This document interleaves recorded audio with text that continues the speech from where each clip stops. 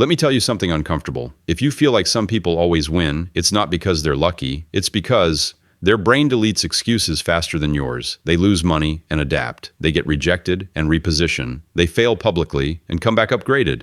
Same world, different psychology. Today, I'll show you how their mind works and why most people never even realize they're playing the wrong mental game. Most people wait for motivation.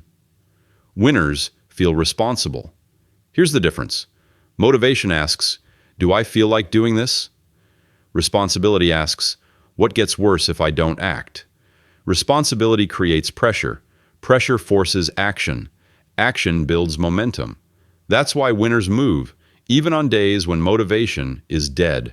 They don't rely on emotion. They rely on identity-backed obligation. Let me give you a real psychological example. Two people lose their job on the same day. Person A thinks, I'm unlucky. The system is broken. Person B thinks, what skill did this expose that I don't have? Yet, same event. Completely different outcome. One starts explaining. The other starts upgrading. Winners don't avoid pain. They extract data from it. Failure isn't a verdict. It's feedback. And feedback is power. Here's the truth nobody wants to hear. Most people don't fail because life is hard. They fail because they're addicted to comfort. Comfort in opinions, comfort in routines, comfort in staying familiar. Winners choose control over comfort. They'd rather be uncomfortable and in control than comfortable and dependent. That's why their early years look messy and their later years look effortless. Average minds argue with reality. This shouldn't have happened. This is unfair. I deserve better. Winners don't waste energy on denial. They ask, given this reality, what's my smartest move now? Acceptance isn't weakness, it's strategic clarity. The moment you stop fighting reality, your brain upgrades from emotion to execution. Most people chase relief. Winners chase trajectory. They're not obsessed with today's outcome. They're obsessed with the direction they're moving. They can tolerate boredom. They can tolerate slow results. They can tolerate zero validation because they're wired for delayed reward. They don't ask, did I win today?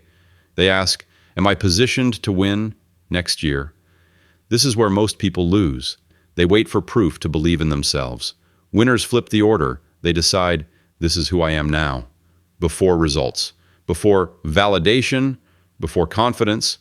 Your brain will always try to stay consistent with identity. If you see yourself as someone who wins, your actions will eventually follow. Notice this pattern. People who win don't explain themselves to everyone. They don't over-justify. They don't overshare. They don't over-defend. Because explaining drains focus. They let silence protect their momentum, and results speak later. Winning isn't loud. It's not flashy. It's not instant. It's built quietly through responsibility over motivation, data over emotion, control over comfort. Change how your mind reacts when things go wrong, and life will start responding differently. Here's the dangerous part. Once you start thinking like this, you can't go back to being average.